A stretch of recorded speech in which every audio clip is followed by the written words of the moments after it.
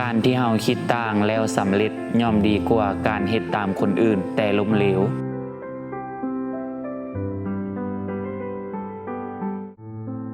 มีเจีย3ตัวอาศัยอยู่ในถ้ำพวกมันต้องการให้ตัวใดตัวหนึ่งเป็นหัวหน้าเพื่อบรรษาเวียกงานทุกอย่างภายในถ้ำดังนั้นพวกมันจึงตั้งกติกากันไว้ว่าถ้าหากใครสามารถบินไปซอกเลือดแล้วกลับมาทำได้ไวกว่าหมู่เจียตัวนั้นจะได้เป็นหัวหน้าโดยมีการจับเวลาไว้และให้แต่ละตัวผัดเปลี่ยนกันบินออกไปซอกเลือดเจียตัวที่1บินออกไปเกือบหมดคืนแล้วกลับมาบอกหมู่ว่าเลือดมันซอกยากหลายจากนั้นเจียตัวที่2จึงบินออกไปและกลับมาตอนใกล้จะแจ้งแต่ก็บ่ได้เลือดกลับมาเจียตัวที่3จึงบินออกไปเอาหัวตำใส่ผนังถ้ำเฮ็ดให้หัวของมันแตกและมีเลือดไหลซึมออกมา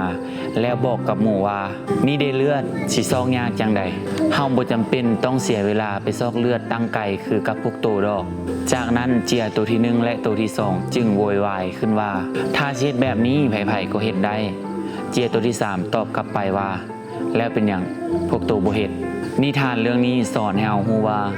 ความคิดและการกระทำที่แตกต่างจะพาให้เราได้ผลลัพธ์ที่แตกต่างเพียงแต่บางอย่างนั้นคนทั่วไปอาจจะบ่ยอมรับและนี่เองคือกฎ 1% ที่คนประสบผลสำเร็จเฮ็ดและแตกต่างจากคนทั่วไปส่วนคนที่ล้มเหลวเขามักวิจารณ์คนอื่นเพื่อปกป้องตนเองให้ตนเองรู้สึกปลอดภัยจากสิ่งที่ตนเองเฮ็ดบ่ได้และหาข้ออ้างปิดบังความล้มเหลวของตนเอง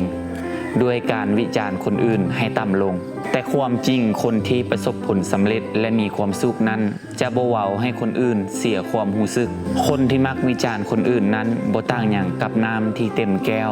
และน้ำดังกล่าวนั้นก็ไหลล้นออกมาไหลซึมไปถึงคนอื่นมันสะท้อนให้เห็นว่าเขามีความทุกข์ที่อยู่ในใจหลายน้อยเพียงใด